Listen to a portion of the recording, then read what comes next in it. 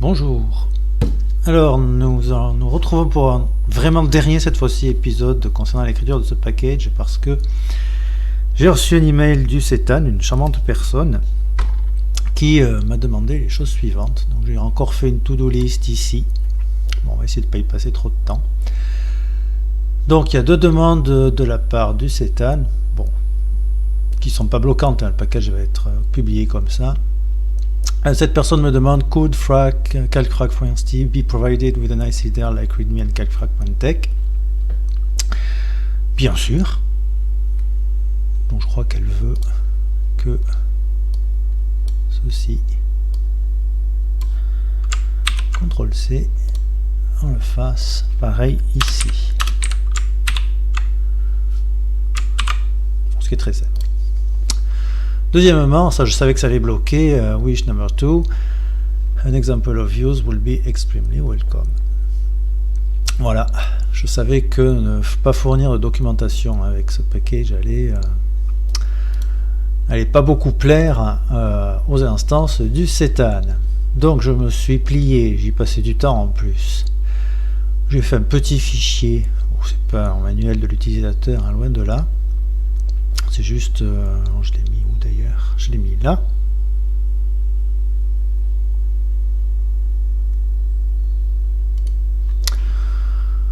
Bon, voici un fichier qui décrit un peu les choses, quoi. Voilà, très brièvement, hein, c'est pas. Et surtout, j'ai mis ici. Alors, je me suis pas embêté, j'ai repris tous les tests unitaires qu'on avait fait. J'ai mis ça dans un tableau. Et ça donne ça. Voilà, comme ça ce sera publié, il y aura au moins quelque chose qui ressemble à un PDF de l'utilisateur. Voilà, présentation, fonctionnement, bon bref, rien d'extraordinaire. C'est quand même, on décrit l'interface utilisateur, c'est tout, hein. Pas du tout la machinerie interne évidemment. Et voilà surtout ici les exemples. Donc j'ai repris les tests unitaires, j'ai mis la commande à gauche et le résultat donné par calcfrac à droite. Voilà, comme ça. Le vœu numéro 2 est exaucé et on va passer à quelques trucs qui vont pas. Alors déjà il y a un bug dans le fichier .st ici, parce qu'en fait quand je compile, bon ça c'est juste, j'ai changé le package, donc si je compile ça, et bien non on le voit pas là, on va aller dans le fichier log ici. Dans le fichier log, quand un package LaTeX, alors j'ai pas trop l'habitude, est chargé, donc il y a d'abord le nom du package, après il y a la date, après il y a un espace, après il y a la version, sous forme V quelque chose, et après une brève description du package. Donc nous ici, ce qu'on a fait, il faut que je mette la date ici en premier. La date qui est là. On va faire CTRL C, CTRL V, je vais mettre space, et je crois que c'est ça.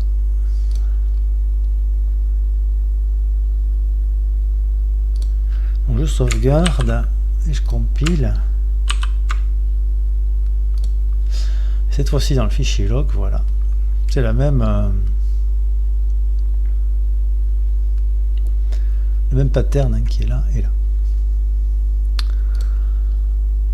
Ensuite, point numéro 4, il faudrait tout mettre dans un groupe. Alors ça c'est vrai, je ne l'ai pas fait par faiblesse. J'aurais pas dû fermer le groupe ici en fait. Autant de tout mettre dans un groupe et le fermer complètement à la fin. D'ailleurs, pour les espaces de 4 codes 9 qui sont ignorés, c'est à la limite, c'est même pas nécessaire. Parce que si j'enlevais ça, donc les espaces ne sont pas ignorés, et que je compile ce fichier-là, que je mets des espaces comme ça, mais ça va compiler quand même. Ça va compiler parce que bon, j'en avais pas confiance au début quand j'ai écrit le package, parce que j'ai pas du tout une vision globale. J'étais un peu j'ai écrit le package, évidemment je savais où j'allais, mais j'avais pas tous les détails en tête. Et en fait, comme on lit caractère par caractère, tout le temps. Eh bien, c'est des caractères, c'est des arguments non délimités à chaque fois. Mais la règle de TeX dit que quand TeX lit un caractère non délimité, il ignore les espaces. Donc du coup, ça, c'est nul et non avenu.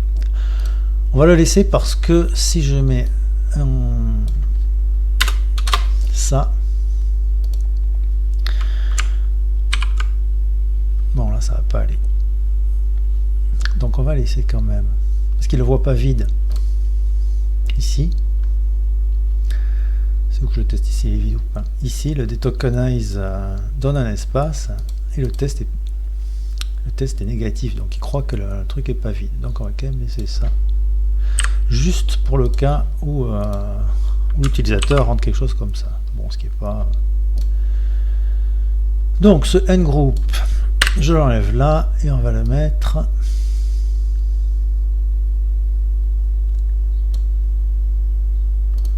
là.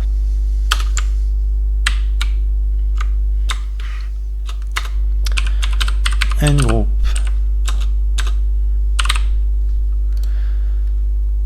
Donc toutes les macros qui ont été définies à l'intérieur de ce groupe, ça, parce qu'il y a un sacré paquet qu'on a défini, n'empêche. Elles vont être perdues, et c'est beaucoup mieux, c'est beaucoup plus propre à ce n-group. Bon, il faut quand même qu'on fasse comme la dernière fois, qu'on saute le n-group et qu'on développe ces trois arguments là. Donc on va sauter le n-group.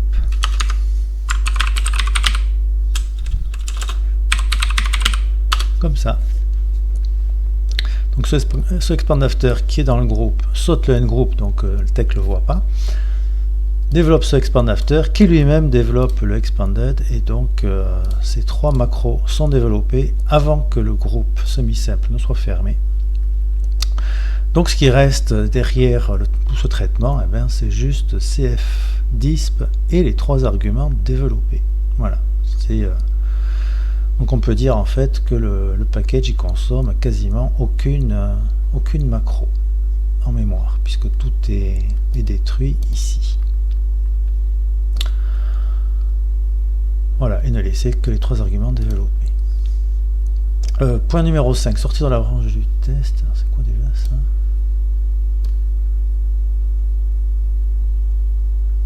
Ouais, c'est là.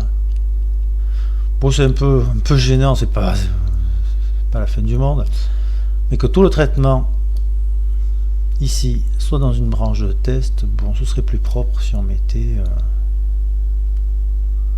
comme d'habitude, voilà, pour sortir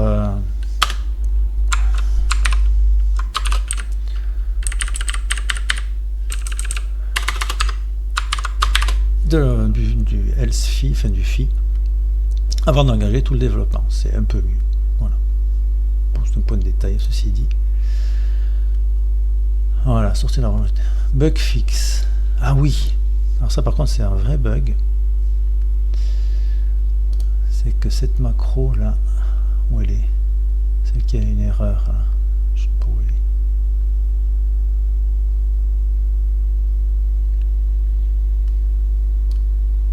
Il me semble qu'elle était au début.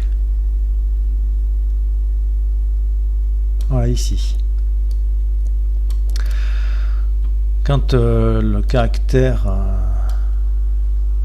qui compose l'argument numéro 1 est illégal, eh ben, elle lit tout jusqu'au relax et elle s'en va. Sauf que ça va pas, parce que si je mets un truc comme ça,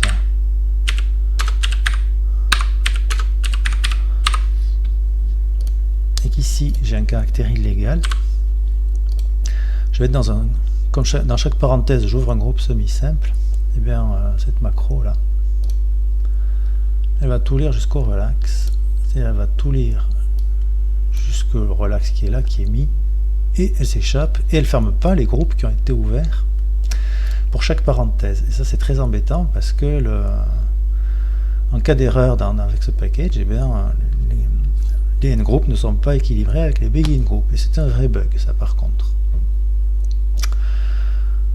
Donc il va falloir qu'on compte le degré d'imbrication des groupes semi-simples pour les fermer tous à la fin ici, avant de finir le processus. Donc pour ça, il y a une primitive de ETEC. Je ne me rappelle plus, c'est current. Voilà, c'est current group level. Si je compile ça, c'est un entier qui justement compte le degré d'imbrication des groupes. Si je compile ça, ça vaut 0. Je mets par, je vais mettre begin group.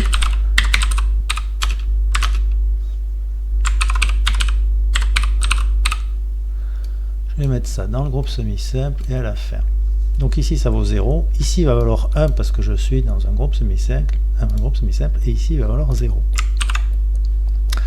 Voilà, donc nous il va falloir qu'on se débrouille pour compter, enfin pour se servir de cette primitive là pour justement savoir à quel degré d'imbrication on est, c'est-à-dire dans quel degré d'imbrication de parenthèse on est quand on rencontre une erreur. Donc ce qu'on va faire, ici, tout au début, on va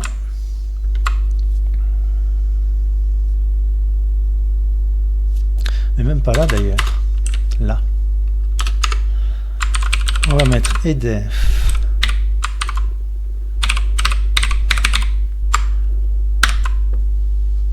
on va sauvegarder le degré d'imbrication courant.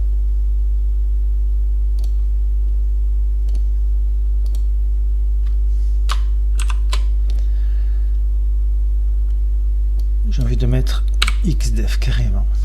On va rendre global après tout, pourquoi.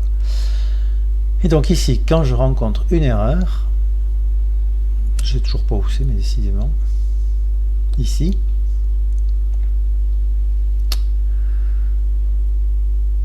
donc je vais mettre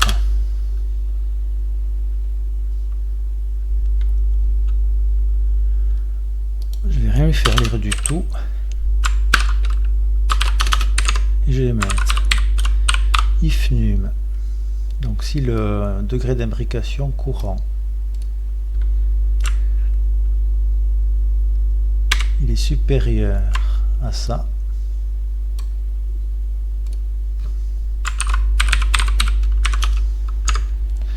et bien je fais un groupe. Je vais faire avec ça carrément, on va se tenir à notre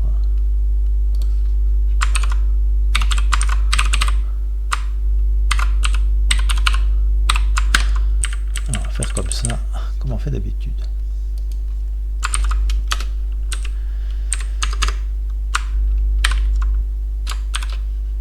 Donc on fait n groupe et on recommence.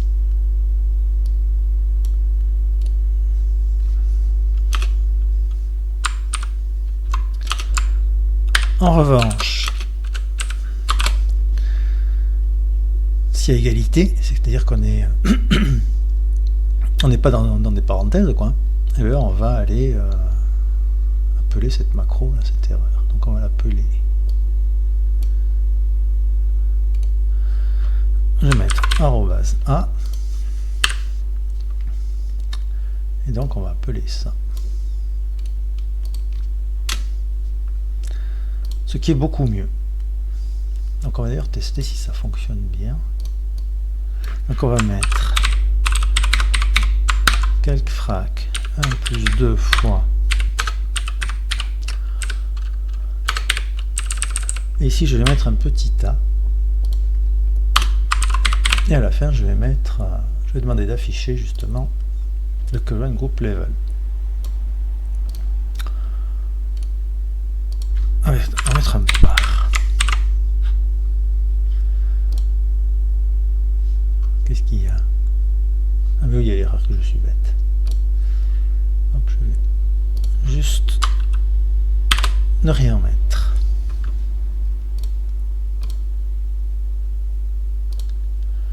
Je vais mettre le current group level avant et après. Voilà, 0, 0.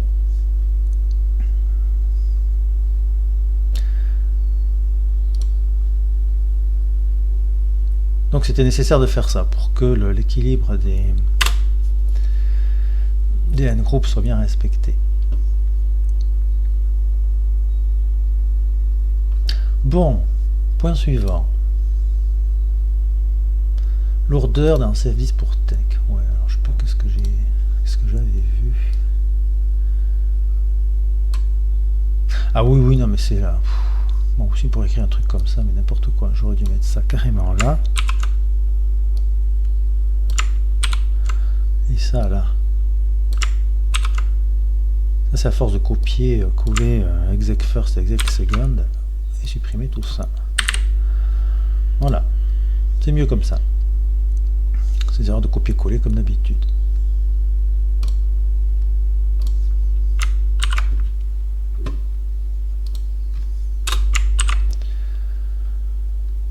Bon, mais voilà notre to-do list qui est terminée. Donc, je vais devoir refaire toute la manip, bon, tout mettre dans un dossier, compresser le tout, remettre sur le CETAN, etc. Donc, à l'heure où j'écris, où je tourne cette vidéo, l'annonce sur le package n'a pas encore été faite par le CETAN, puisqu'il demande un jour ou deux. Donc, je remettrai sur le CETAN une version 0.2 comme ça. Aujourd'hui on est le 28/10. Voilà, je mettrai tout ça sur le CETAN, donc il y aura une deuxième version qui sera publiée dans peu de temps. Bon, cette fois-ci c'est vraiment la dernière des vidéos concernant ce package. S'il y a des problèmes, je les réglerai sans tourner de vidéos supplémentaires. S'il y a des questions, des demandes ou quoi que ce soit, il y a un email qui est là. Donc on ne parlera plus de ce package. Eh bien, on parlera donc d'autres choses la prochaine fois. À bientôt.